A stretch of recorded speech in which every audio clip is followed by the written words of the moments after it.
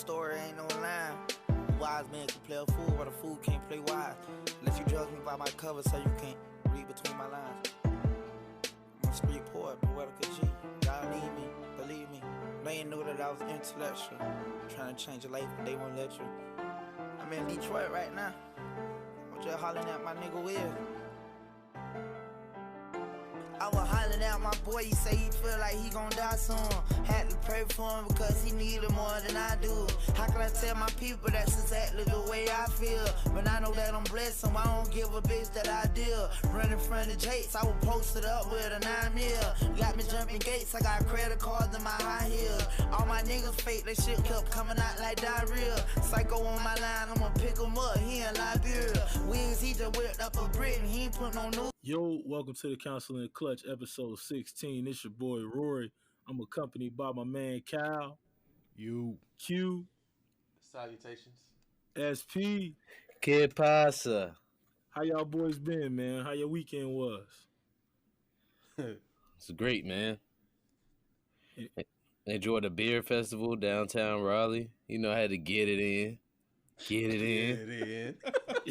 You can't get it in with beer, man. I don't care what nobody say. You tripping. Shit, you can drink enough of it. You can definitely.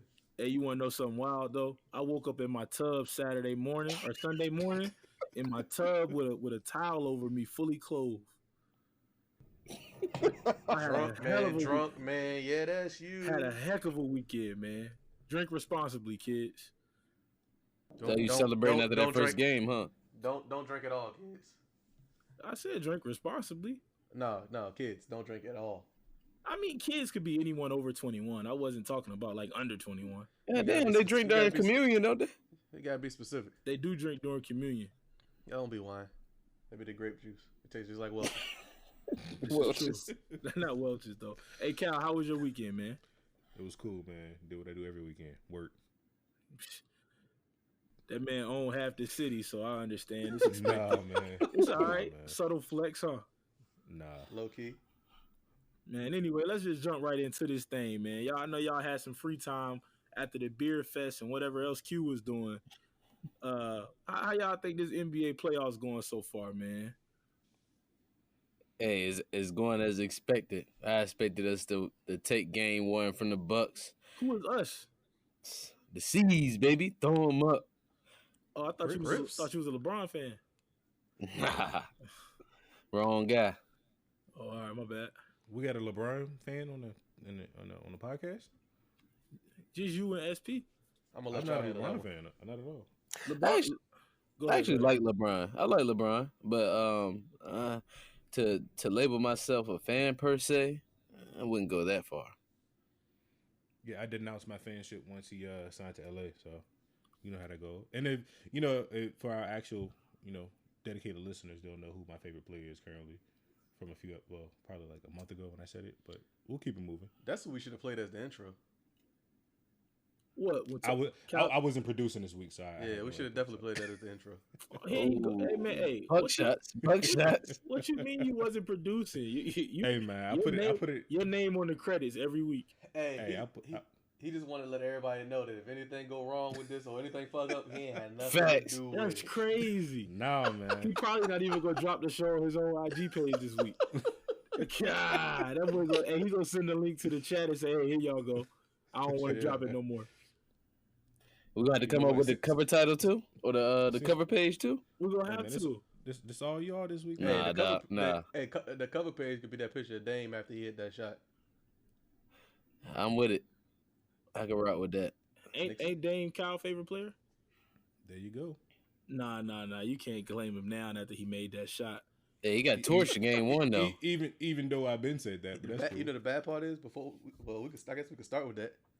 The Nuggets and Blazers game one. Yeah, that was. I'm not gonna say I didn't anticipate that because I had a feeling that the Nuggets gonna win that series. Bottom line, but I had a feeling they was gonna win game one. I had more confidence in the Blazers being how they were coming into that game, that they had a better shot. But man, you ain't fucking with the Joker, man. It's over. I don't know. They ain't got nobody for him. You just said Dame got torched, didn't you? I mean, I kind of probably misspoke right there because he did drop, I believe, 45. 39. So it ain't 39. Ain't nobody put those clappers on him as you would say. Yeah, nah, ain't nobody put the clappers on him. There ain't want no clappers on him on this game. He let loose. He let loose in this jump. Oh man, that's outrageous! Wow, boy, you a freak. Yeah, man, I had to do it. Oh my god, gotta do it before 11 today. You know, feeling about right.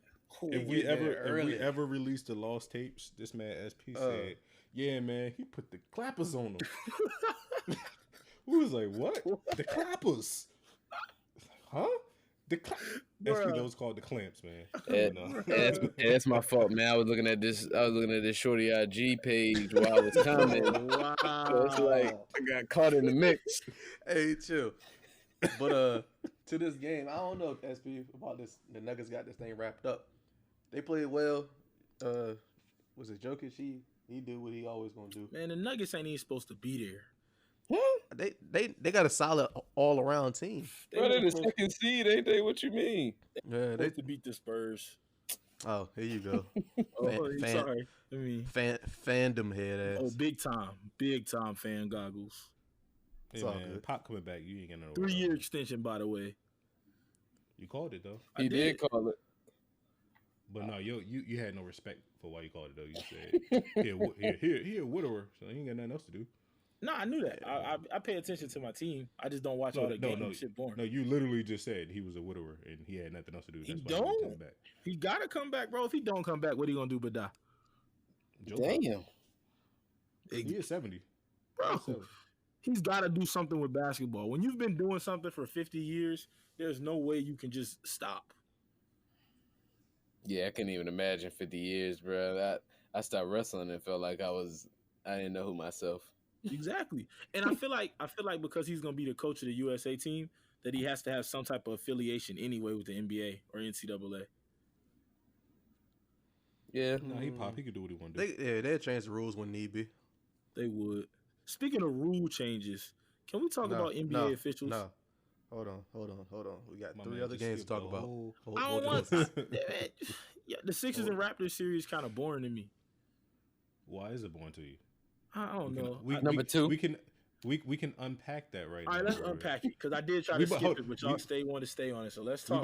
We about to have a live mentoring moderator class right now. Number 2 is trash. And Ben Simmons can't make a 3 to save take your his feelings life. out of it. No, I'm not taking my feelings out of it. Since I had to host today, I am definitely going to be emotionally charged up right now. Oh, so you that Wendy Williams type host, huh? Yep, 100%.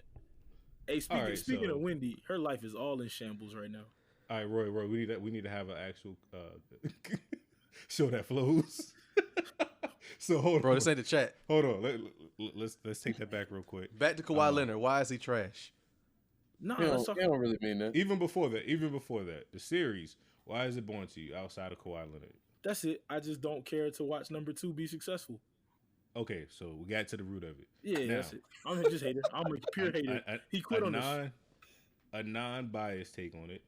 I would agree with you saying that it's boring. It's more so because of the style, not necessarily the players. I mean, Kawhi is not going to shine you or anything.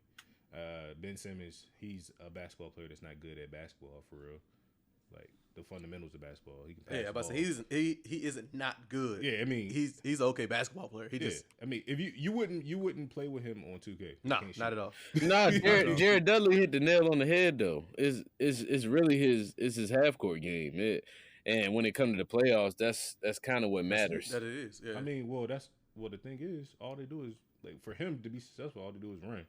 But I mean, they've been kind of taking the ball out of his hand a lot lately. So I mean, they're doing the right thing basketball wise. But yeah, for me, I think it's just I don't want to see Ben Simmons. I don't want to see Jimmy Butler. I don't want to see Joel Embiid. Like it's no entertainment to me for left in the East.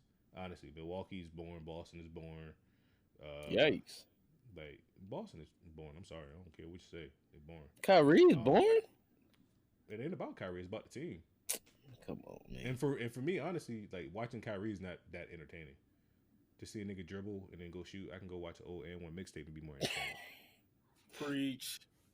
Uncle Are Drew, you man. not entertained? I'm not hating, but at the same time, just giving my opinion. So who is exciting to you? What series is exciting to you? Currently, Peja Stojakovic. and Mike Bibby. Well, currently, the only series that's entertaining is going to be the Houston and Golden State, and I'm more so intrigued on trying to get Golden State to be knocked off. Other than that, I mean, I think you're more intrigued with the storyline, correct? No, I just really want Golden State to lose, and they actually play basketball where people are actually scoring, and it's like fluid basketball. Everything else, like the other series, are like no defense, defensive. Yeah, it's like I mean, high scoring, 3-pointers, flopping. And even when even when they do play defense, it's like actually entertaining defense. Like it's for stretches. These games, literally, the ball's being walked up the court. Pretty. So I'm literally watching the game right now, and Giannis got a rebound, and I'm surprised that he actually just started running. But his teammates was literally walking behind him. Like it just don't. I don't know, man. It's just not entertaining for me right now. Well, and that's the case. Let's go into the Warriors and Rockets game. What y'all think about the game? Not the officiating part, the actual everything leading up to the game. How everybody played and whatnot. I didn't actually watch the game. I saw the highlights, and I can't talk about it without talking about the refs, so I'll just hold off my opinion on it. All right, SP, you got anything?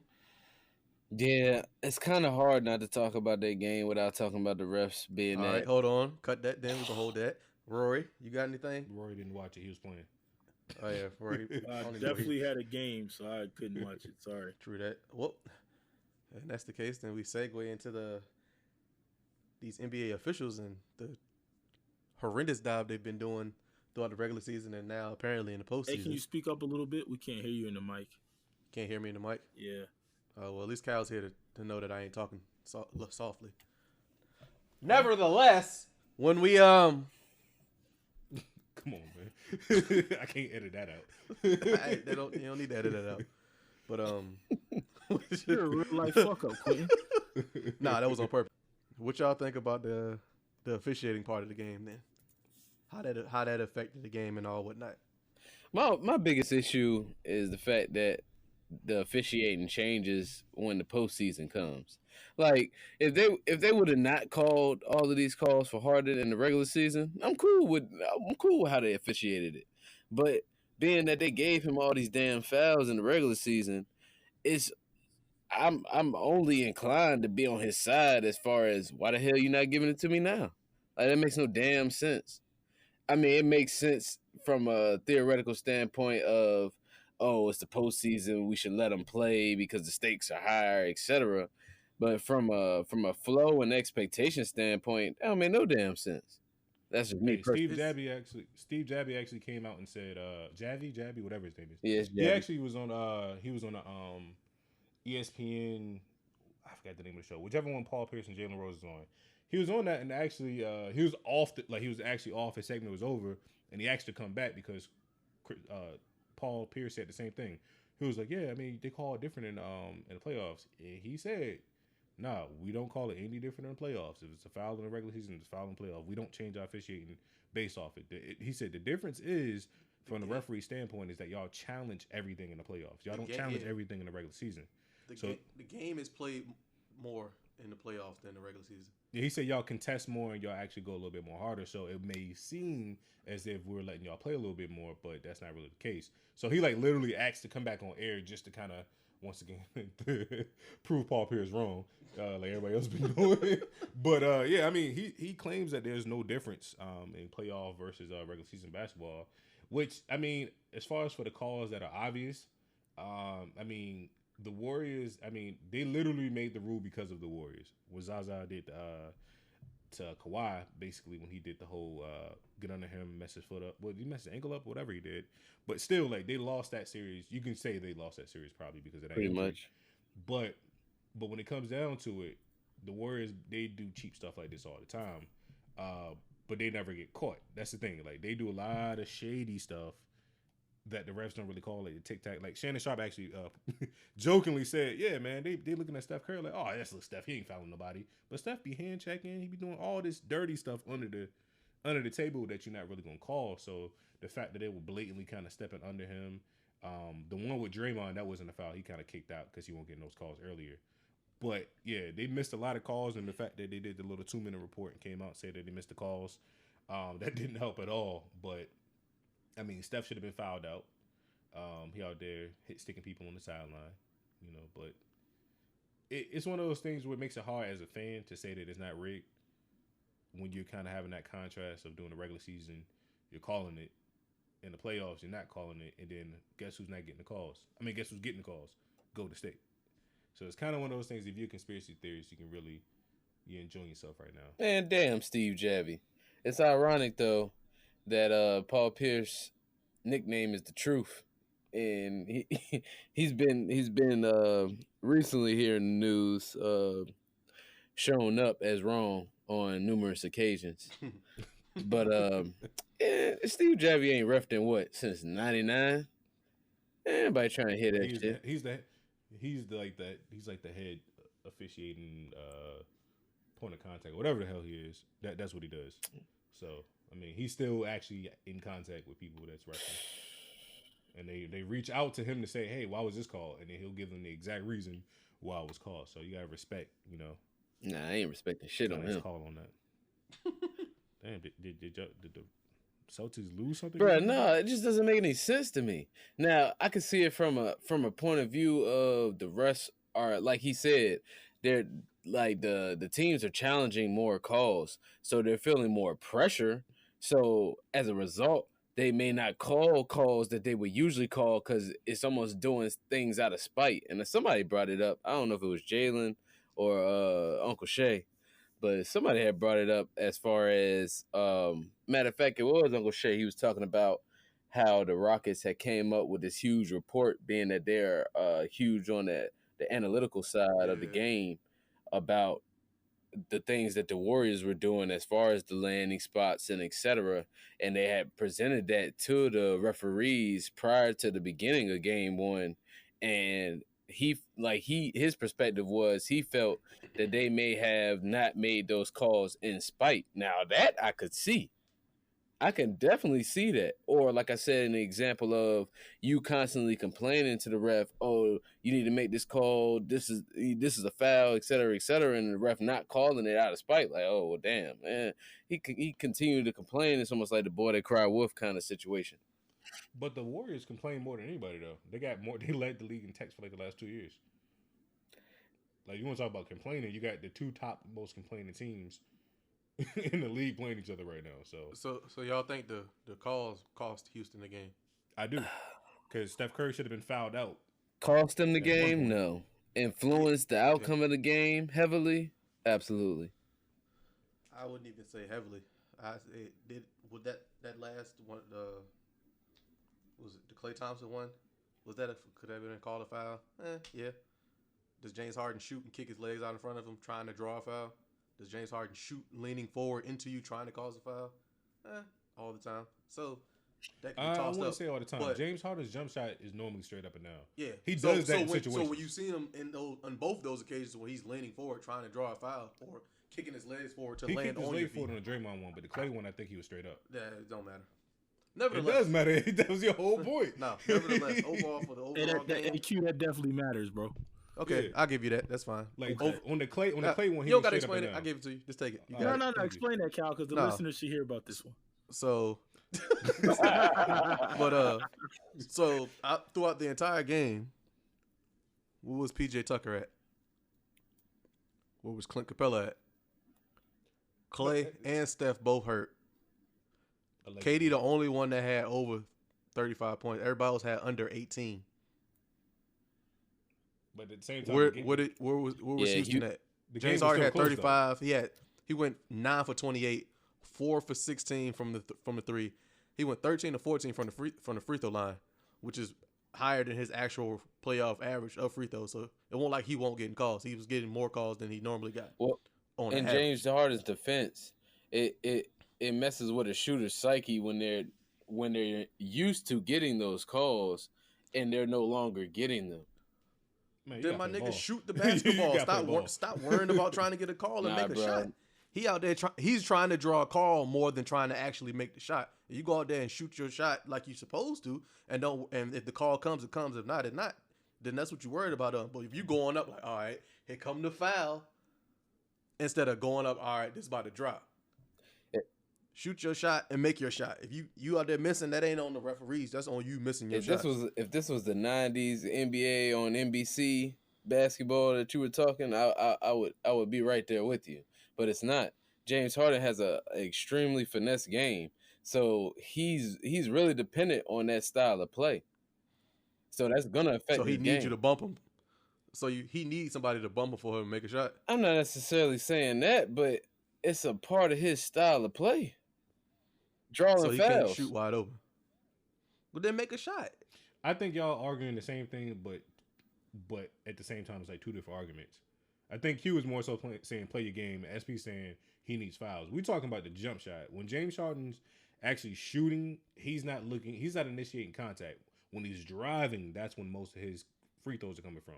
A lot of his So the 4 for 16 from 3, that was on him. No, you missed shots. But I'm saying as far as SP's argument of that's how he plays, I have to say that's not technically how he plays when it's talking about going for the foul. Yes, he's a high volume free throw shooter, but that comes more so from driving. He's not pulling up from 3 every time looking. What I'm saying is this. So that's why I say y'all have two different arguments, but it's affecting the psyche. What I'm saying is basically the psyche is being ignored in that situation. Like it's like as a running back, you're used to your line constantly opening up holes and you running through gaping holes and whatnot. Bro, you run into a game where it's a balling ass D line and them holes ain't there, or they might be there for a small crease or whatnot. They're not there like you're used to. That's gonna change your game as a running back. It ain't just run the ball. What do you do in that situation? You adapt. But some players can't adapt like that, and that's a James Harden is one of the best players in the league. He should be able to adapt. Like, or you could be used to like when you run inside draw right, like your center actually goes left, so you can actually have the right, A gap there to run that draw play. But that's when not I knew it was. I knew it was personal. That sounded personal. It had personal written all over it as soon as he began. Like a direct shot at somebody in the chat. I'm just wondering what dumbass running back will go to the hole that's clearly being occupied. Well, when the play's called inside draw right, you're used to. Most centers go opposite on the draw play. Lineman talk. Anyway. Which is why you should go left. But clearly the running back fucked up because the coach blamed the running back, not the center. Anyway. Nevertheless. And you know what else? You know what else be funny? Like when dudes be laughing, like when they run like a power to the right, and then they don't block, and they look at you like, "Dawg, bro, I don't block." Oh, that's wild. Yeah, like we were saying. Back to the Golden State. I ain't got no stories on SP. So Houston game, it's like but like overall to that game, like I said, the calls could have influenced it one way or another. You never know how things would turn out if they got certain calls earlier in the game, how the game would overall turned out, because you can't just be like, oh, they would have got 10, 12 more free throws and just added points because you. Game sways one way or another depending on what it is. But Houston should have won this game outright. Like I said, you got 2 hurt individuals. Nobody had over 20 points besides KD. So who y'all got on the series though? Warriors. Golden State. Well, how many games? Give me some games. Give me a game and a finishing team. Golden State is 7. All right, got that on rock. SP. Warriors on 6. Wax. All right, Kyle. I got Kings in 4. Spicy. All right. Anyway, so man, hey, we're gonna go to commercial break and we'll come back to y'all in a second. Got to pay these bills. You, Counseling and Clutch listeners, you want to share your opinions, give your feedback, or telling us what you're thinking? Guess what you can do now? You can send us a message on Anchor. Voice messages are an easy way for you to send us audio that might end up on a future episode of Counseling and Clutch. They're the latest feature from Anchor, the platform that we use to make the podcast. You can send us a voice note right now from where you're listening. Just tap on the link in the show notes. Y'all hear from us? We can't wait to hear from y'all. So go ahead and send your questions, comments, concerns, emotional outbursts, whatever you got going on, send it to us so we can go ahead and take a listen to it. We might put it in the show. We might even put you on the show. Yep, speaking of the show, we got a show to do. Now that we got that out the way, let's go ahead and get started.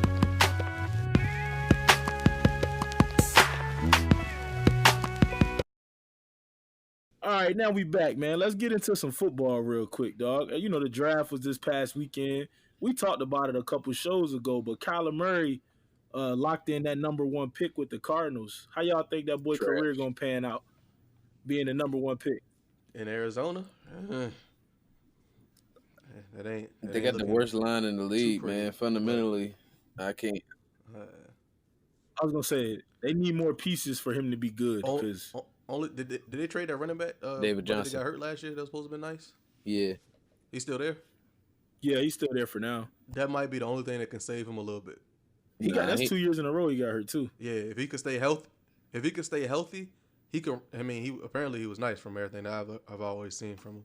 So if he could stay healthy, that might give him a little wiggle room to be able to do a little something. But like SB said, their line trash, their defense trash, their team overall is trash. So, but they I will give them credit though. They stepping out on the rock here, and they signed college coach Cliff Kingsbury, so he gonna try to implement the spread offense. I mean, realistically, the spread offense is probably the only way Kyler Murray will be successful.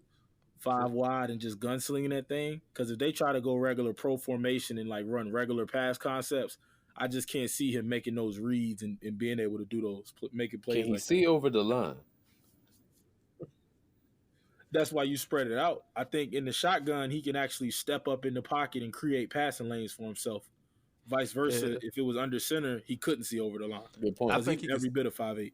I think he can make it work because that's what he's been doing. I mean, he ain't like O-lineman in college short, especially at that level. All them cats is they NFL size for the most part linemen. Yeah. So you make it work and adapting basically to him being short. So throwing those sidearm passes, throwing those off-centered passes, and all that stuff to make it work. He can do that because that's what he's always had to do probably. So I think that part of his game will be all right. It'll just be having the talent around him and the people around him to actually make it work for him. Hell, he gonna make enough money, so I don't really feel bad for him whether he's good or not. And push come to shove. My point. Go play baseball. My point. So, he probably got a no baseball call. Yeah, so push come to shove. He could just work, do what he got to do, and then get up out of there. He probably gonna get like 25 guaranteed anyway, so he gonna stick that contract out no matter what. Oh yeah, it's 4 years for the rookie deal? 4 years and a player option or team option in the 5th. Yeah, so he can still go play in the majors for another 10, 12 years. And what I think last year Baker Mayfield got like $26 million up front. So usually, a little inflation will incur. So he'll probably touch $30 million this year. Yeah, that's pretty legit though that he was drafted in the first round in both the MLB and the NFL. Yeah, that's different. Respectable. You got to be nice for something like that. Yeah, and he didn't even run a 40 at any point. Yeah, so I'm pretty sure he probably run like 4 or 5 high. Yeah, 4 or 5. I think that's Shit, you let like some 4, people 5, tell 5, it. 4, 5, 6, something like that. Ask Skip Bayless, man. He run faster than Mike Vick. No. Hey, his feet are and fast. Lamar Jackson. I looked at a couple clips. His feet I are don't care fast. how He's just short. quick your feet are. I ain't talking about quickness. He can move and be shifty all he wants to. I'm sure of that. I'm talking about flat out. Yeah, people blow me with that, bro. Like people act like there's no difference between quickness and speed.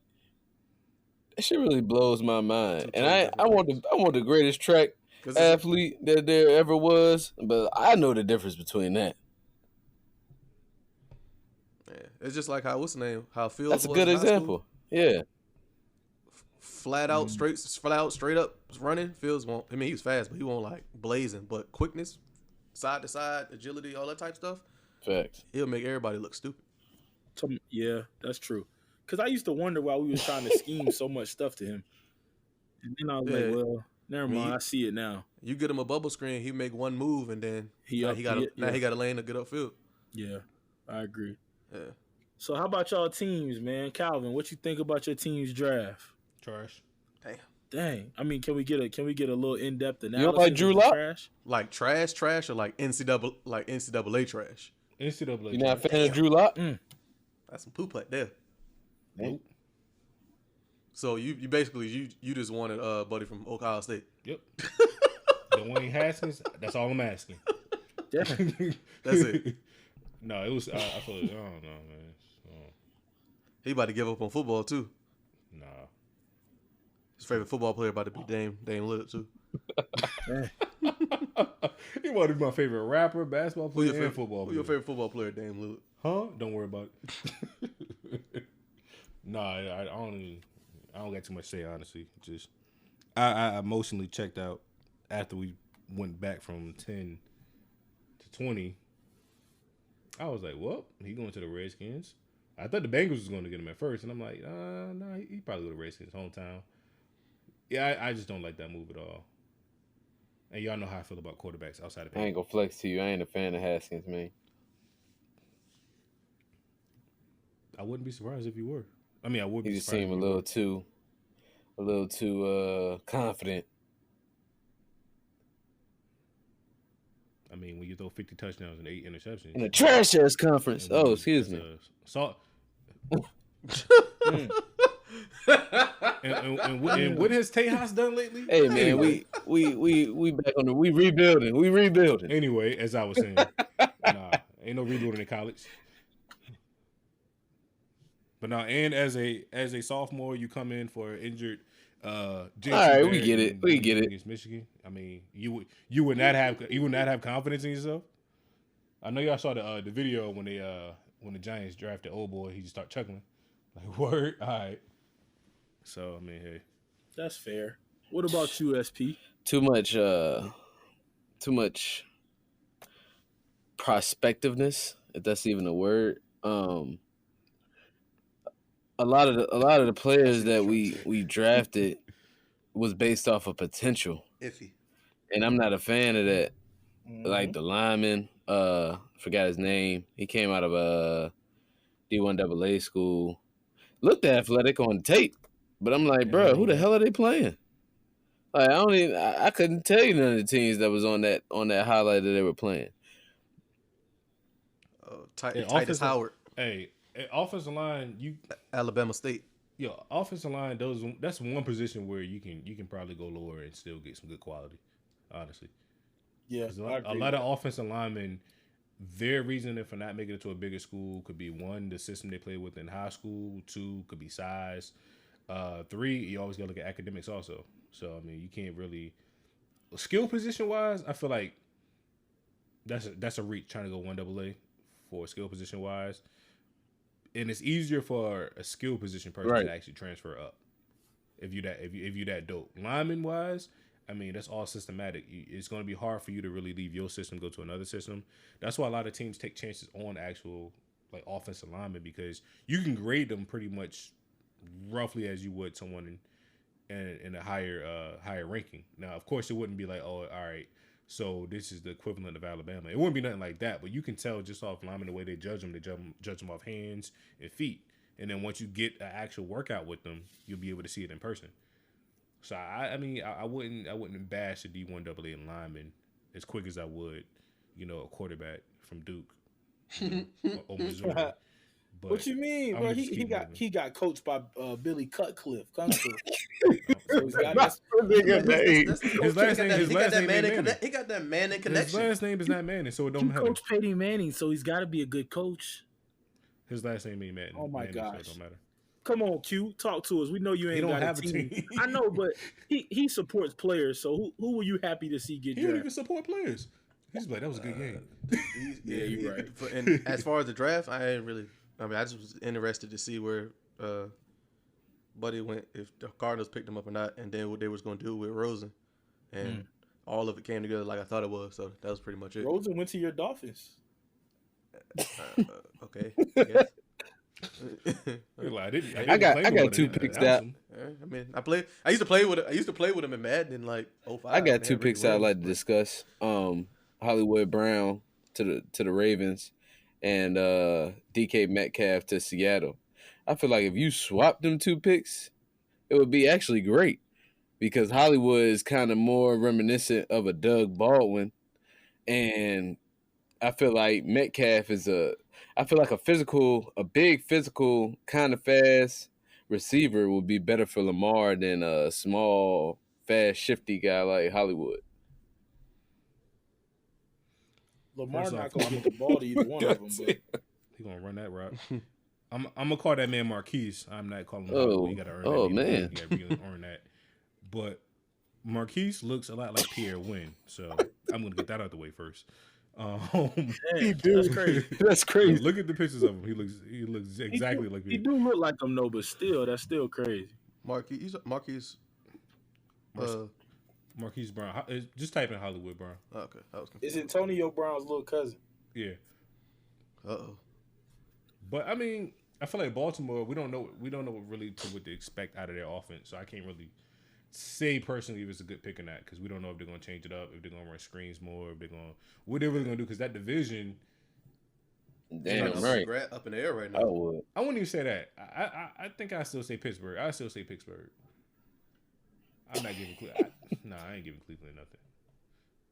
Are you not That giving ain't even Cleveland personal. because That of ain't their even team or because of Baker? No. Because of Baker. No. He Don't do definitely that. sounds Bakerish. No, I'm talking about just as far as team and y'all got to prove it. Like I mean, you can't just throw everybody together and think it's gonna work. You can though. Nah, what happened to Philly? They made it to the Super Bowl, didn't they? It meant the Patriots. No, I'm talking about when they. No, I'm talking about when they played Mike Vick. called it a dream team. It was like what 2013. No, it or wasn't Mike something like Vick. What's him call it? It was Vince Young called him the dream team that? I could have swore Vick said. Well, that's why. Yeah, Vince chill Young's an out, alcoholic. Now you can't trust what he's talking. from Tejas, right? Yeah, from. Yeah, back when I Hey used to man, like Texas. led the greatest win in college football history. I agree. Against USC Facts. in the Rose Bowl national title. Still want the greatest team in college football history, so don't make. He said greatest lead win. I know. I just He had to throw definitely some threw in the there. shoes I ain't had nothing to talk about in football today, so. Now Miami got the Miami 01 is probably the best football team we'll ever see. Hold on, the team they lost to Ohio State. Yeah. Oh, We didn't lose to Ohio State. oh my bad. Y'all lost in 02. I'm so sorry. Yeah, so we talking about 2001 here, not 2002. My bad. Y'all lost the next We year. talking about 2001. Man, that was only because what was it? Yeah. Clinton Portis got hurt in Anyway. that game, bro. Nah, it was only because we Maurice won. That's what Correction it even was. been playing, but I digress. I've got no. If we want to talk about it, Nah, I'm I'm good. pretty sure y'all whole team in the 80s was coked up and they shouldn't have been playing. Was I born in the 80s? I don't know when you was You- born. I I was didn't know born you in had a birthday. 1990, You were sir. born in the 80s, but I was born in Hey, 1990. when you become a fan of the team, you become a fan of all their years. Cal, Cal the only one born in the 80s? Yeah, 83 or something like that. This nigga said 83. Wow. I was barely born in the 80s. I didn't know you was that old, Cal. All right, word. He a man. He's 40. Word. That's crazy. Y'all tough, man. Why y'all getting on that man like that? Like he old I for was real? born with like 3 months left in the year. Roy, who'd y'all pick up? That's pretty old though. A Hold bunch of on. nothing. Hold on. The Cowboys had the best first round pick in their organization history. I'm just keep moving. Amari. Technically. Amari Cooper was the best pick we could have had. But No, the best first round pick. Oh, we had one. Exactly. That's why he was the best player y'all got. Whoa, But, chill. But nah, second round we picked up Tristan Hill from UCF. Y'all probably ain't never heard of him because he only played he started one game at UCF in his junior year and then he left school. But he had 3 sacks, probably 10 tackles for loss, and 12 appearances that year. But I think Buddy gonna be pretty nice. You look at his numbers, he actually pretty athletic, 6'3", 305, 5 flat 40. And another smart draft pick by the Cowboys. They picking somebody that they can plug right into a position. Does he smoke weed? Of course, come on, the Cowboys picked him. You might want to waive him right now and then. Nah. We're going. We'll get 4 games in 8 years out of him. Hey, man. Come on, Hopefully baby. he's smart enough to pass the test. That's it. One time a year. But we're not gonna talk bad about this person. We just gonna go ahead and slide over to another segment of life, man. Hey, hold on. Right before y'all do that, buddy, Quentin Williams. Yeah, 40 time. he ran like a 4.6. He ran unofficially 4.8. Oh yeah, That's kind of rolling to be that big. but listen, He ain't Aaron Donald. Which though. don't really matter in the football field. Yeah, I know. I'm just talking about. no, he got Aaron Donald type quickness off the ball. Yeah, that's. Yeah, I mean that's all that matters rolling. for D Yeah. lineman. His first step is explosive. He's gonna be good for the Jets.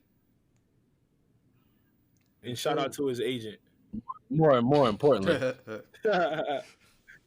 as we pull that together. First female agent to have a first African American female agent to have a first round draft pick. yeah, That's impressive. it's deaf to the discrimination of female agents in the NFL. Yeah. She doing big things for herself. She got to pay for airtime though, so that's all we can Facts. give her. I'm pretty sure she's doing fine without us. How would you know? Because she just got a number 3. She got the number 3 draft pick. This guy. Y'all know how Cabrero go. No, tell me more. No, I'm joking. Nah. Get out the basement. All right, anyway. Nah, man. With some other news, I gotta change the mood a little bit, man. My frat brother passed away yesterday. The legendary movie producer John Singleton, 51 years old, man, passed away. He had a stroke, and then he just passed away because he couldn't recover from that a little week later. But I had to ask too. I just wanted to know, what was y'all favorite part of Boys in the Hood? That's tough because that's one of my favorite movies. So I'll let y'all go first. I'll say Cuba. More so the funny but not funny part when he walks in swinging. Yeah. That's up There we there. go. That's definitely up Comedic relief of a situation that shouldn't really be funny. You want to see a dead body? there. Yeah. Because, I mean, as a little kid, at that age, you're not asking people if you want to see it. If I saw a dead body at that age, I'm running the other way. I don't know. Another funny part was when they had to go get once Ricky got shot, I think, or something in that situation with Cat. I think his wheels, wasn't he? But in the wheelchair. Yeah. Oh yeah. They peeled out in the car and he was rolling down the street in the wheelchair. I don't know why that was so funny, but that part was just hilarious to me. That's not supposed to be funny. It's not, but it was just made me laugh. Just every time I see it, just him just. I would say best part of the movie for me was when Cuban Gooding got caught in old girl house and had to climb out the damn second story joint. Just because that's a little relatable. Not the second story climb, but having to make that quick exit. That's definitely relatable. This dude, man. Now on a serious one is more so for me is when he said let me get out the car, like let him out. Oh yeah. Cuban said it, but that was kind of after his dad had that talk with him and was telling him basically, if you're gonna shoot somebody, shoot me. He came. He was a punk ass Mark because he had already committed to the act at that point, bro. He shouldn't have. So he gonna ride the emotional wave, and then when he got time to think about it, it's let me. He was the books. That's what it was. He was the books guy. Though. Yeah, he got time to. He acted off emotions. He was like, the books guy. And he had a father in you know how niggas do. And then something initially happened, you go off your emotions out the gate, and then as time go on, you reevaluate it. Like, all right, is this what I'm about to do, or am I gonna chill out? Type situation. Especially when you got time in between. If you ain't got no time in between, then that's just what it is. But I mean, if you think about in the context of the movie, that's after the scene of his dad saying, "What you gonna do with that gun? If you're gonna shoot somebody, shoot me. You ain't gonna make the dumb decision." Yada yada yada. He still snuck out, still got in the car, and then in his mind, he probably replayed it like, "Yo, as P said, I'm really not about this." But if you think about it, nobody else in that movie had a strong father figure in their life. it's true. So that's probably one of those. If you watch the director's cut, Little hidden messages. yeah, they'll be like, "Well, if you think about this, this and that." But I mean, off that, I'm taking your job real quick, Roy. Outside of Mr. Executive Producer Roberts. Anyway, outside of Don't Be a Menace, Menace to Society. I'm sorry, Boys to the Hood. My bad. I'm all over the place. Outside of Boys to the Hood, he had a whole bunch of other movies. But I think for our age range, the one that mostly would hit would be Baby Boy. Yeah. Like, and for Baby Boy, for me, like, well, first, what's your favorite scene of Baby Boy, if y'all have one at all? When they whip Buddy in the park, when he about to punch him in the face. He got You got heart, cuz. Oh yeah. You got heart. And then it ain't funny, but it's still funny.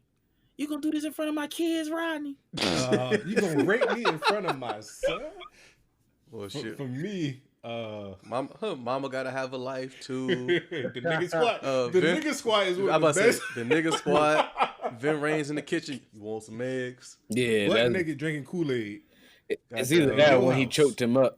And then the fact that licked on top of his head. Yeah, but they licked his head. That part was crazy. I swear to God, that made me not want to have a stepdad and already had one. I already had one at that point. No, he was disrespectful in that movie, boy. That serious moment though, when he came in after with the gun, and then he came in there, took the gun from him. That was a pretty solid moment there, though. For me, I think all right, I'm gonna start with my funny moment when Snoop was like, "Oh, this your little fort." Oh, do yeah. it your fort. He kicked the shit out those little pillows. Like F your fort, little nigga. That right there was like my funny scene. For me, I think more so the monologues that they had. The one when Omar Gooding, dang, another Gooding. Wow, he putting the Goodings on. When Omar Gooding was praying. Oh yeah. And it Trey's good. Diddy kind of remade that prayer for Rick Ross album. But anyway, when he was praying, like, I don't know what I'm gonna do, da da da da. That prayer scene, when him and Jody was praying, and also the Guns and Butter speech. Like, y'all niggas, y'all dumb. You know, talk about the guns and butter, you know, all that stuff like that. So I think those are like good. To me, those are like the best parts of the movie because it kind of summed up everything that was going on in the day. You know, pretty much you about to commit a sin. And then you got the whole dynamic between Jody and what was Ring Ring's dad? I mean, what was his name? Melvin. Yeah, Jody and Melvin. You had that dynamic, and then you also got to take a look at Jody and his son, and kind of not being there. So it was like all around like a whole lot of images of black fathers and situations that they're playing at. So I mean, I think that was overall, it's a good movie. To me, that's a hood classic. And to bring up another funny part of that movie, when Shorty, they was on the phone in the beginning, and Shorty, she was talking to Yvette, I think. Yeah. And old boy started hitting her. Oh, she was getting struck. Yeah, she was getting struck while she was on the phone. That shit was funny. But but I mean, off of that, I'm kind of interested at this point to know what they're gonna do with Snow in the Bluff, like where they are right now. Not Snow in the Bluff. Damn, you Snowfall. Snowfall. What is Snow in the Bluff? You ain't never seen Snow in the Bluff. If you haven't, go watch it. I was about to say, I hope you've watched that movie, Roy. I don't think I have. But speaking of movies, though, how y'all can't skip Hustle and Flow? Yes, bro. we can. I won't really. I mean, if we can go like, that was a solid movie.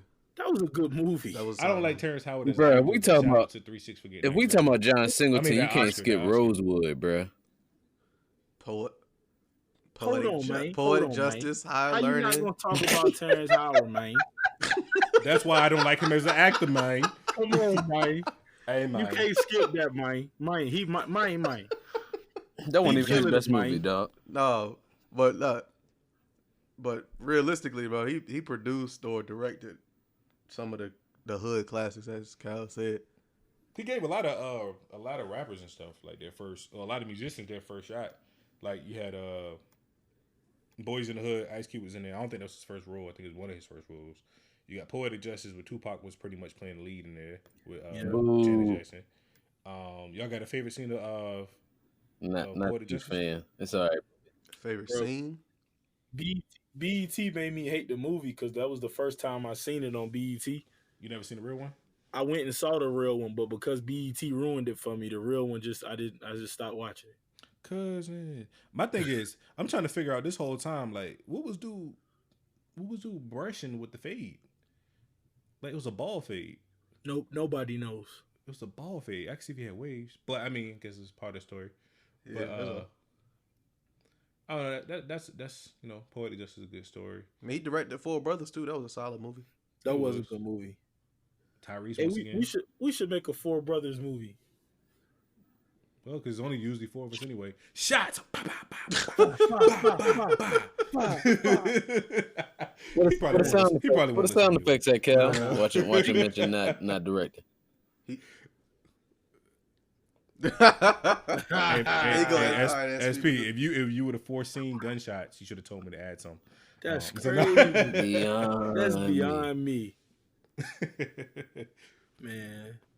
But rest in peace, John Singleton, man. I'm sure it's gonna be a lot of parading around the next couple days, maybe in Hollywood. So y'all know what's crazy though? Y'all haven't seen like the attention to it, like when Nip died, compared to when like how this has been the last couple last day.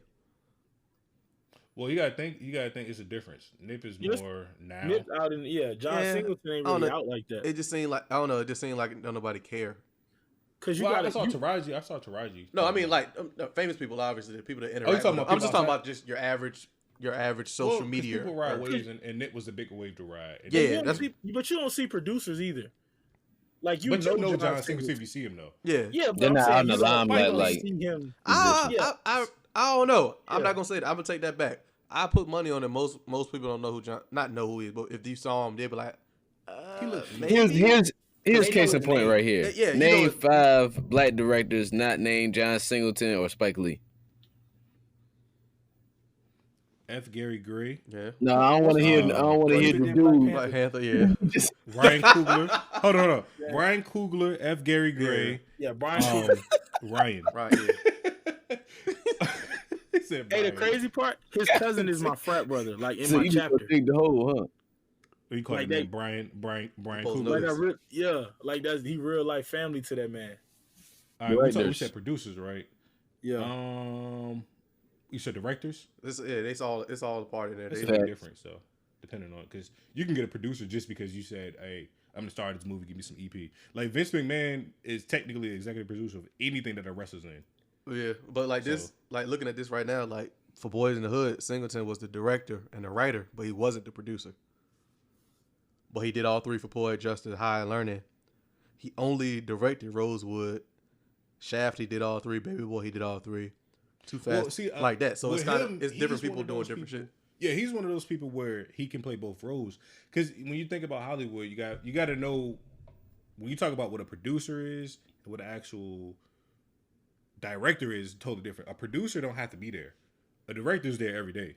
The director's telling you what to do. They're arranging shots and all that stuff. Yeah, the guy with the little thing. A producer comes and look at the. I can't say this is what they do. Yeah. But most producers, they'll be like, all right, this is what I like. All right, we're gonna cut this. We're gonna edit this. It's kind of like the more back end, like after y'all finish type thing, unless they really want to be there. Now with him, he kind of plays both sides of the fence. Perfect example is when the All Eyes on Me came out. So remember, he had an actual relationship with Tupac. The people who made the movie did not have a relationship with Tupac. I remember that situation. Yeah, he was actually on staff, and he wanted to get a bigger part. And they were like, nah, bro, you trying to put a scene in there with Tupac getting raped and this and that and this and that and this and that. And he was like, nah, it wasn't even that. It was more about a situation that Pac told me that happened in jail. And I felt like if you're going to tell a story about Pac, you got to tell that specific thing because that kind of changed the way he was when he came out. Because if you remember before, just like the little meme, he's talking all soft beforehand, like, yeah, I respect women, this and that. Once he came out, first off, a whole different person. So, I mean, he was more there as a consultant type, more so like, I'm going to be there, I'm going to kind of produce, but I'm not going to be the director. You can still hire a director. But, I mean, yeah, as far as to answer your question, SP, off the top of my head, I probably couldn't name 5 black directors. Once I start naming some right now, then everybody just be like, "Oh, yeah." Yeah, I mean Tyler Perry. You said don't name Spike. I forgot all about Tyler Perry. Is Tyler Perry really a director? Or is he just Medea? No, he's a director because he made the plays too. So I mean, Quincy Jones. Oh, yeah, true. Quincy Jones. We already said F. Gary Gray, L.A. Reid. Hold on. These are music producers. No, I did. Scratch L.A. Reid. Everybody else was still the same. Quincy Jones is still. Quincy Jones. Oh yeah, he is. You're right. He's definitely my bad. I just typed in famous black producers. My apologies. That's when you messed up. Well, Tyler Perry was right though. I got one. He was about to be like Metro Boomin. I got Hey, one. for real. Hey, true. No bullshit. I passed Pharrell up here. I just didn't say him. Okay. There's a bunch of motherfuckers up here. Well, since we Pharrell's in the building, here we go. Q, you are up front and center. Something in the Water recap. Tell us about it, please. Because I felt like I was there on Instagram. Everybody was posting about it. My whole timeline. Like Who didn't post about it until late though? Okay, you didn't post about it. But Boy, Thursday, I'm going to have to stay off social media because that's going to be the Throwback Thursday theme, nigga. Take me back. Oh, yeah, 100%. Love a little take me back. Across the water to Virginia Beach. Take me back. But nigga, go back. My overall number one thought of this whole thing was for it to have been an inaugural music festival. That shit was crazy. It wasn't Fire Festival? No. We actually had the festival, so it definitely wasn't that. But for the amount of people that came out, the amount of acts that he had there on script, and the people who came off script, It's for real. That was gonna happen regardless. yeah, no, we knew that, but I'm just saying the names that he got to come and even the interaction, because this is during the normal Black College weekend, so y'all already know how that get down on the boardwalk, fights, shooting, stabbings, all that types of crazy. I haven't heard anything. I'm not saying ain't nothing happened, but 30 phones were reported stolen. That's about yeah, it. oh, bruh, I watched the nigga get his phone taken out there. That's why you put a padlock in your book bag. But that's besides the point. No, niggas was coming in pockets. Hey, But nevertheless, people. Hold on. So your moral capacity, you watched it happen and didn't do anything? What I'm gonna do when there's 700 people in between me and Hey, him, bro, and hey, all I hear hey. is, "Hey, nigga, give me my fucking phone back," and see somebody take off running. Whole time. First of all, what I'm Hey, gonna do? quick, Second hey, of all, I'm not getting involved in nobody business. That ain't got one nothing to second, do with me. One second, guys. SP, y'all getting smacked right now. What's 18 plus 8? What's that? 20? I don't know. Let's say it's 92, 118. Yeah, 26.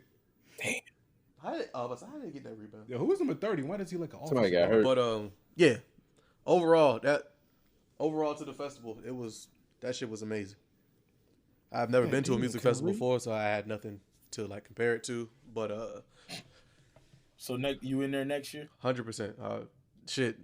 Hotels is already getting booked up as of earlier. We was talking about it. People already sold out hotels for next year because they already got a tentative date and whatnot. Some hotels been canceling reservations too. Yeah, and then they say the same thing about that because it's kind of some bull.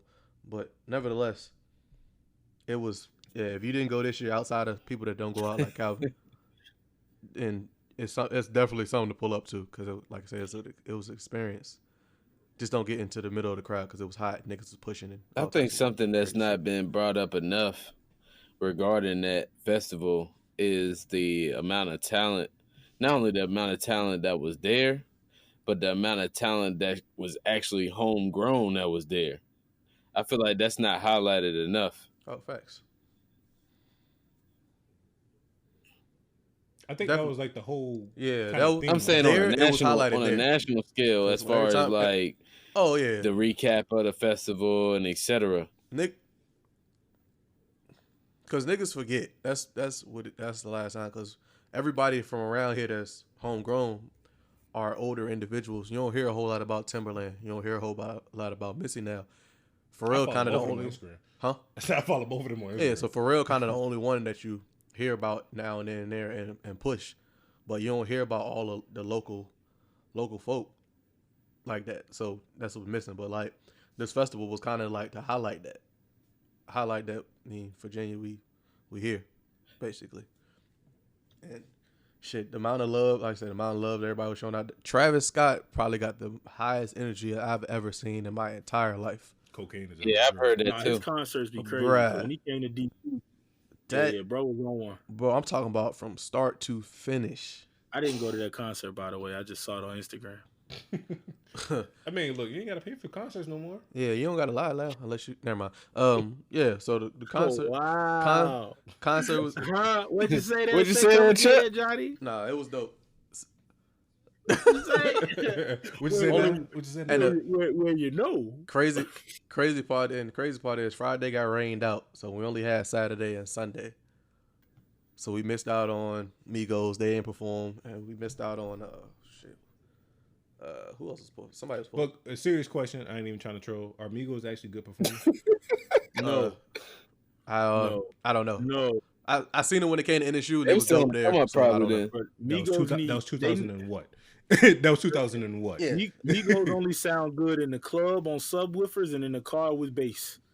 And I ask that seriously because I've seen them on TV performing. Oh yeah, I don't know. I've never Yeah. like I said. Yeah, bro, they're terrible, we bro. missed out on Migos, Janelle Monáe, Uzi. Hey, Janelle Monáe is. Whew, anyway. So yeah, so those are the three. She's what coming into what? She's. Whew. I couldn't even put a word to that. I couldn't articulate how bad she is. Speaking of who, y'all see Carrie Hilson just drop on Instagram? Nope, but She sent it to the Cal already. He got that personal message. That's why I asked if he seen it because I know she sent it to him. Yeah, Moving along. but yeah, overall, like I said, the concert was dope. Chris Brown brought Trey out, which was a given. Jay was actually here. Everybody was going back and forth whether him and They were. I definitely used his the wife Zoom was feature. here or not, and they actually were. Come again, say what? I said Kyle? I definitely used the Zoom feature. Oh wow, you're a perv. You're a pervert. Oh man. Anyway, I'm not gonna say I and, did too, but I understand. Hey, and Duval pulled up too, which is awesome. Yeah, I seen that. Yeah, that was dope. When nobody expected Hey, that. shout out to all the people on Instagram with high quality recordings that actually made me feel like I was there. Like I was at the crib just jamming. Yeah, Like I'm really at the festival with minus the sweating and drinking. yes. So yeah, definitely next year that'd be something to pull up to, if you didn't go this year. Shout out to you with the Council in the Clutch hat too. Oh, you already know, man. Every day. We saw you repping the show. Had to a little bit. Might have got one follower, probably not, but you know. Hey, that's all it take. That's all it take, man.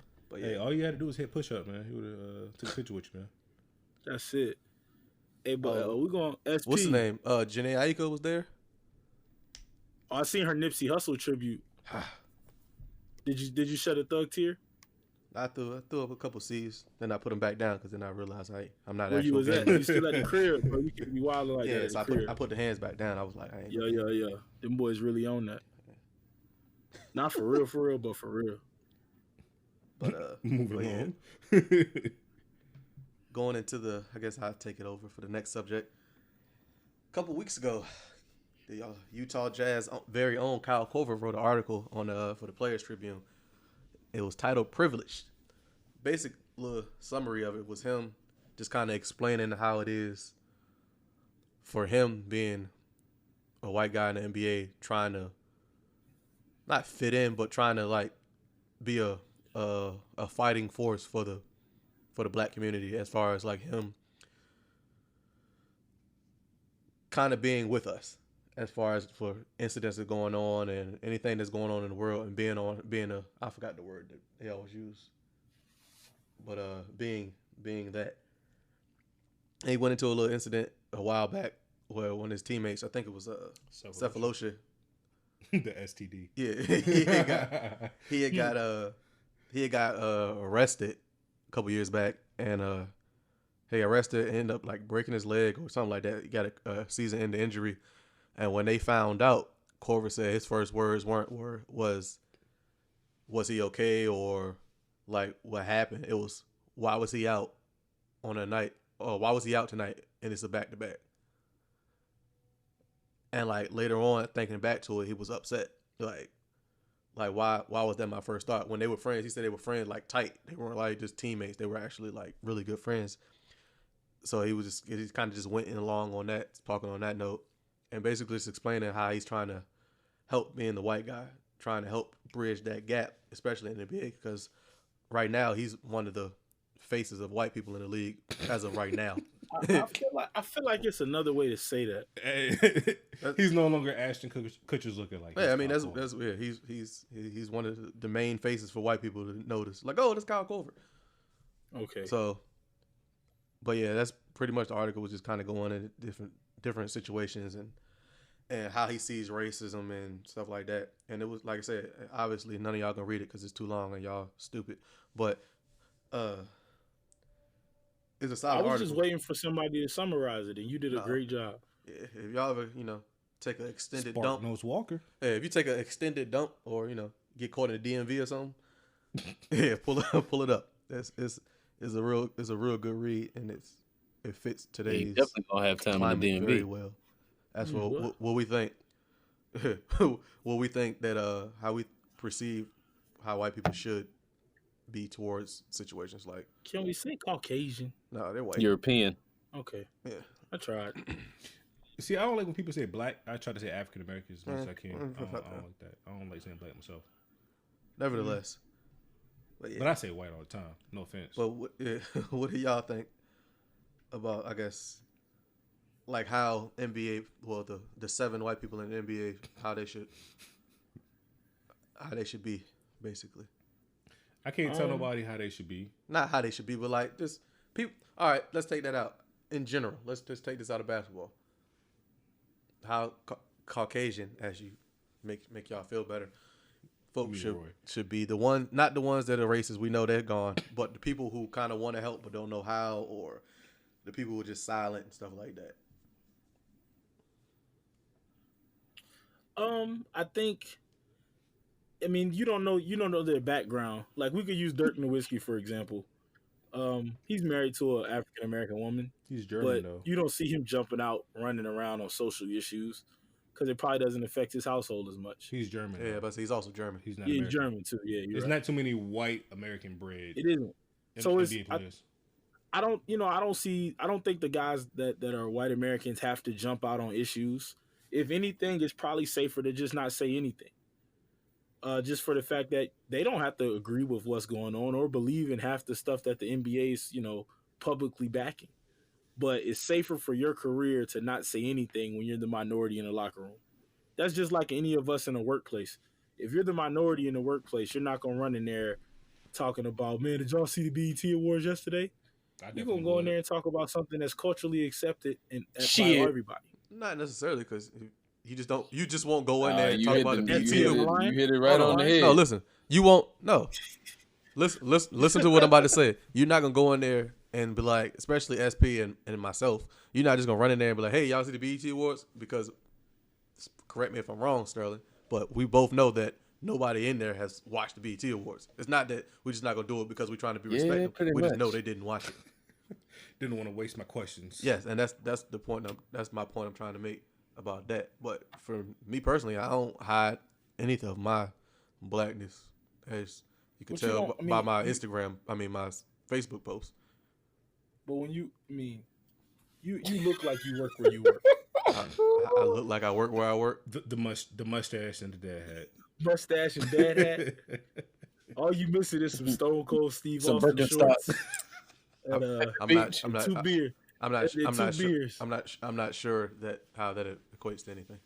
You look very military like. Well, we can't have a beard, and I didn't want to cut my mustache off because I'm bald, and then I wouldn't have had no facial hair. There you go. You probably would be better off like that. Nah, I'm nah, fine. bald I with no already facial have hair a for the difference. dark It's okay. skinned brother. Nah, nah. All right, it's getting a little too personal. Sorry. Meanwhile, Roy's a light skinned dude with a beard. Yeah, so I'm safe. The whole and I'm- opposite. Sitting there judging. Yeah, I'm completely safe. I could lose my hair and I'll be all right. Must be nice. Yeah. Nevertheless, SP, But look, man, what are your feelings? Before we start playing games and joking around, can we take a second so my grandma don't whoop me? Hold on, before we do that, can SP elaborate on his if he has a point? Yeah, I don't really have too much skin in the game on this conversation. No pun intended. That was a good one. You walked into that with SP.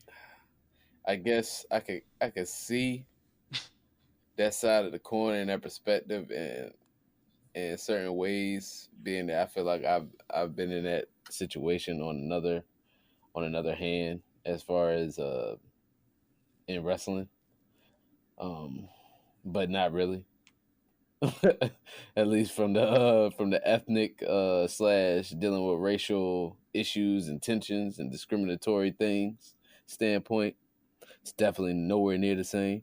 But just hats off to him, I guess I could say, because I mean, like Kyle said, you can't force anybody to feel how you feel on. Yeah, I don't think the article was to force change. It was just to express how Right. he was feeling. Pretty much. I don't care how you Fuck feel. Kyle. Your feelings ain't gonna change anything. But all I gotta say to white folk out there, be Jake Long. Wow. Be Jake Long, not Tom Brady. Wow. Moving along. Oh, speaking of Man, which, amazing. fuck Bosa, the one that just got drafted. Bruh, yeah. And He said on his some crazy old stuff, tweets, didn't they he? tried to delete him. Beyonce's music Nah, is dog. overrated. I What don't he see the said problem with that. about what he said about Colin Kaepernick. Now here's my thing: if it was no issue, if he saw no issue in what he said, why did he delete it? Because he knew it was a Because somebody problem. told him to do it. It wasn't. Yeah. No, it wasn't the issue of the fact that he said Beyonce music was trash or Black Panther was trash or Colin Kaepernick was trash. Basically, it's not the issue that he said it, because people say it all the time. The issue is what do all three of those things have in common? And that's what Oh the yeah, direction it was taking. in addition to that, fuck y'all president too, because he essentially that's- co-signed the man by ignoring Kyler Murray and shouting him out, the number 2 draft pick. No, we are because we started know the draft late. We know why that was occurring. But do you expect anything different from him? Would you call our president a racist? I'm confused. Is the sky blue? He's your president now, Roy. I'm a sovereign citizen right now. He your president now, Roy.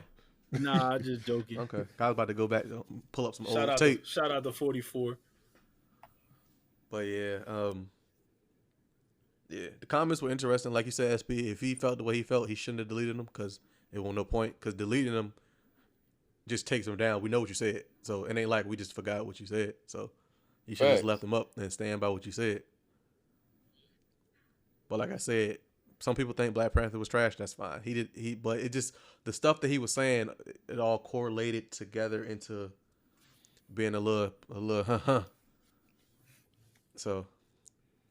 Well, the Beehive would have been after me. That's Cowboy though. That's Cowboy. It is what it is though. So Beyond. Yeah, that is Cowboy though. I'm gonna pull a Roy. I'm gonna support him because he's a Buckeye, but I'm gonna pull a Roy. He quit on us, so fair. He really did. He really got hurt, and he just decided to not continue being. Yeah, school. he made the right. I can't hit on him for that. Yeah, it was no point of still playing. it sound like what number 2 did. No, number 2. No, but he could actually play. Nah, he was hurt. Like Bosa literally. He was hurt. If he came back, it would have been. If we would have made it to the playoffs. Bosa was coming back for $10,000 stipend. Number 2 left $25 million. He was because he was hurt. He wasn't hurt. You got proof. You can't tell that man if he was hurt. No. I ain't hearing all that. I'm done. All right, you can't tell that man if he was hurt or not. All right, man. Going into the March. Yes, I'm going to March because y'all listen. My grandma has been harassing me, and I don't want to get in trouble. So, March of Dimes. You know, they raise money for premature babies all around the world for research to help with preemies. It's kind of important to our family, though, because my little cousin Kayla, she's 14 now. She was born 1 pound, 3 ounces. I believe she was like 3 months premature, maybe 4. So they raise money year round, my family. My grandma's really big on it. I also got a cousin that was born premature. So we're going to drop the link on the council page. If y'all can go in and check it out, March of Dimes, donate. I'll drop the link to my grandma's page if y'all want to donate to her account for the March of Dimes, or you just donate in general to March of Dimes and help march for the babies and help fundraise and donate. Hey, dog, for as a father, studies. My son was 7 pounds, 14 ounces. 1 pound is, I can't even begin to understand how small that is. Like, yeah, when she was born, bro, she was literally the size of a Coca-Cola can. Damn. Now she a freshman in high school. Inexpensive. Time flies, bro. Time flies. Mm-hmm. Man, it's crazy. I got a junior coming next year. Yeah. No, not me. Literally having a junior. My niece. I mean, I know. Okay. I know we don't got no kids, but siblings and cousins just like kids. I swear. Yeah, my niece is about to be a junior in high school next year. SB said, "Shit." It's a little different for you, but because you got a kid. But see, my face on every warning post. I'm sorry. I don't know why that's on, or I know why that's on popped in my head, but yeah. Man, but nah, if y'all could just go ahead and donate to that, and then Grandma, I did it. I told my friends about it, so don't disown me, please. Since we are talking about babies and whatnot, and he ain't necessarily a baby, but shout out to my boy Ricky Walker for signing that deal with Dallas, undrafted agent from the 7-5 Hampton Zone. I grew up from the crib. Facts. Ty Mill. I'm lost with I don't know who this is. Who is this?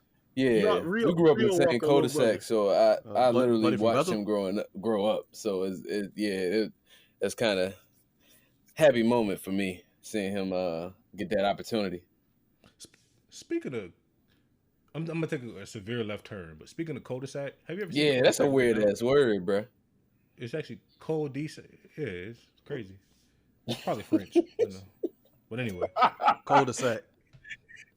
Oh. It's cold. It's like cul-de-sac. Oh, okay. All right. Like, bro, you How you really not spell it? anticipating it. Hold on, it disappeared. It's 3 different words. Yeah, It's like it's 3 literally different 3 different words. Hold I feel a title coming. on. Cul-de-sac. There we go. That's it. Hey, that's the show. That's the title right there. Cul-de-sac. It gotta be. CUL-DE-SAC. Oh yeah, that's definitely it. Cause I'd have never got that right. Hell, y'all don't even want to know what I just sat here and tried to type. Cold D-sac.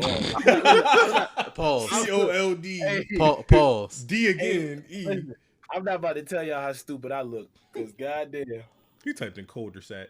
crazy. But, It's like a cul-de-sac. chill. Hey, any of y'all got one gotta go. Cul-de-sac is a word. Gotta go. It's a hyphenated 3-part word. Yeah. Like, what's the origins of that? It's like French or something. It gotta be some weird stuff. It gotta be some type of originating from the Caucasus Mountain type word. Uh-oh, there you go. My leg was shaking so hard not to say the W word. Let me stop. Uh-oh. One gotta go. Shell Road or Lincoln Park. One's Well, already Lincoln Park is gone. already gone, so, It don't- yeah. Park gone. It don't matter. It don't really matter. No, I got one for y'all. In the wing category, flats or legs, as I call them. Flats or Wang- drumsticks? Huh? I Flats or can do drumsticks? without. Yeah, legs. I can do without the wings. You can do without the wing. Yeah. Legs can go for me. I definitely bang with the flats. So you can break them down. You can bust them down and finish all that guy. Legs is a little more complicated. So, did you What? not believe you needed to say pause after that? Did you just say you could finish that guy? Did you not think you needed to say pause? Damn, man, it's 10:30, man. You think he's gonna get away with it? And it- Oh, hold on. You- So what you're no, saying is you start talking no. about dudes around 10:30. He take it do something for 11 crazy. oh my Go god! ahead. Hey, wow. You are acting outrageous. This is beyond all of the council. Everybody. We do not condone this behavior in the council. Disclaimer: we don't know this guy. But He has nothing. been Hey, hacked. but nothing's wrong with this behavior. We just don't We don't condone understand it. it. We don't condone it. It's accepted in some worlds. Not saying that we don't accept it. We just saying that PC, If you happen PC to police accept out of it. nowhere.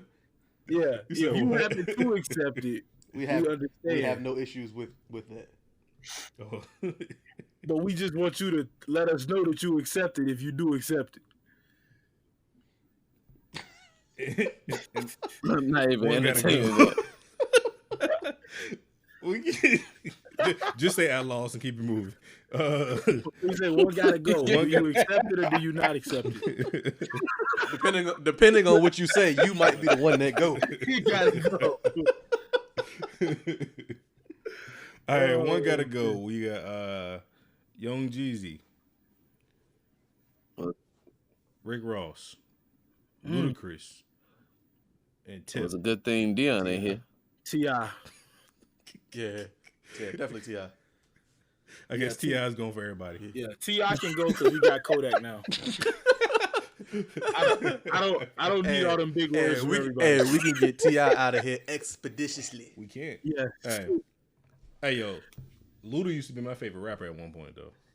Hey, Luda, I went back. I forgot what made me go back and listen to a couple Luda CDs. Luda got some hits. Come on now. Lot Coming to America? A lot of hits. Come on now. Yeah, but I ain't appreciate him because I won't listen to the music when Luda was hot. True. But now that I'm older and I listen to more music, I really appreciate his work now. The Ludacris first 4 albums to me are classics, but I'm biased because he was my favorite rapper at that time. But yo, like every album had like some sort of freestyle on it that went hard. And to me, like the first track of every album. Yeah, that's crazy. I was just about to mention that his intros used to be flame. Dog, Coming to America was dope, but the way what is this junk on Chicken and Beer? what's the intro? The jump with the girl like singing. Oh, Southern Fried intro. Come on now. Had niggas out there rapping fast, not saying none of the words. Is that saying the last of every sentence. But yeah. Luda, Hold on, what was that list again? You said Luda, Jeezy, T.I. who? Yeah, T.I. gotta go. I mean, I don't even know why you asked the question. Expeditiously.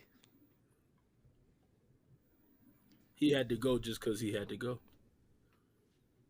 Man, y'all got anything else, dog? Y'all boys good? Yeah, they were good on their week. We good. Hey, look, man, we appreciate y'all tuning in to another episode of the Council in the Clutch. Go ahead, check us out on Instagram, council.clutch podcast. Follow us on Facebook, share the page, like the page. Go ahead, subscribe to us on Apple Music, Google Play, Spotify. Apple Podcast. Keep supporting all that.